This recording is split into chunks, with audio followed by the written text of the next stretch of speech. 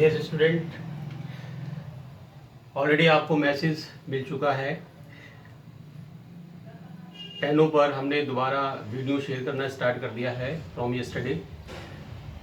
NLP की जो एक कैलकुलेशन है वो आपके लिए रखी गई है कि you can clear your doubts, queries, what ever you have the problem, you can join NPL.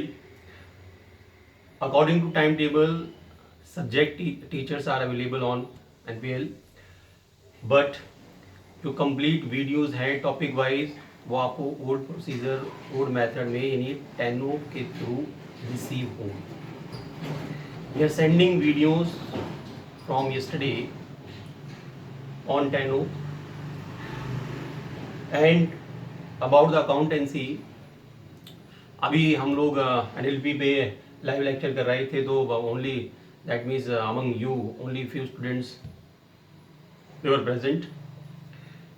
Now I am sending video because the not for profit organization is going on,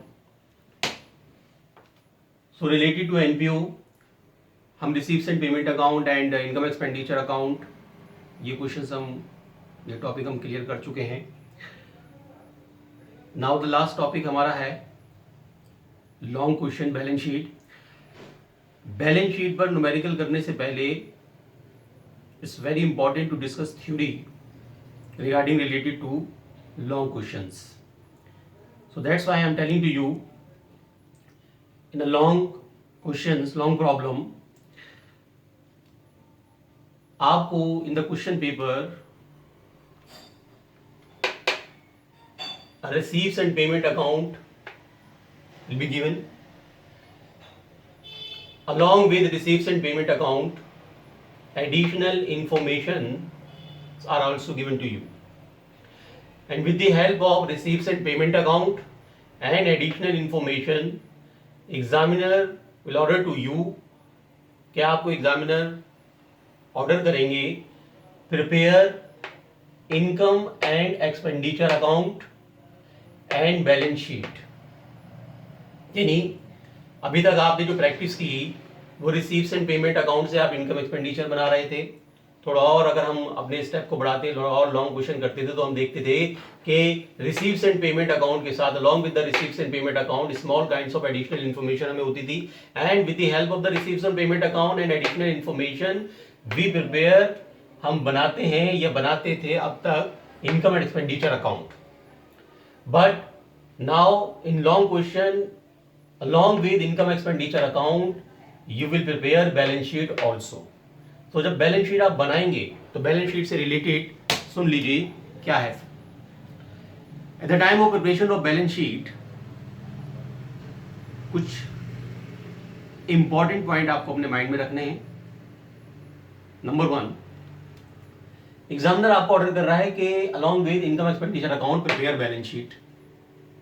so balance sheet बनाते वक्त आपको एक balance sheet नहीं, instead of 1 you will prepare 2 balance sheet. Yes, 2 balance sheet, opening balance sheet and closing balance sheet. Opening balance sheet and closing balance sheet, what is the meaning of opening and closing balance sheet, और हम 2 balance sheet क्यों बनाएंगे?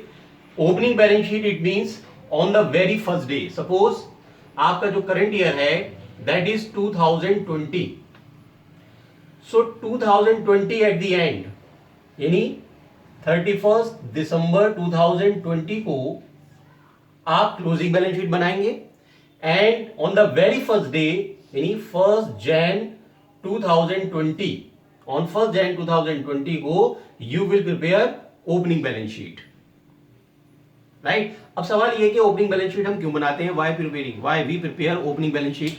याद रखिए, we prepare opening balance sheet to find out capital fund,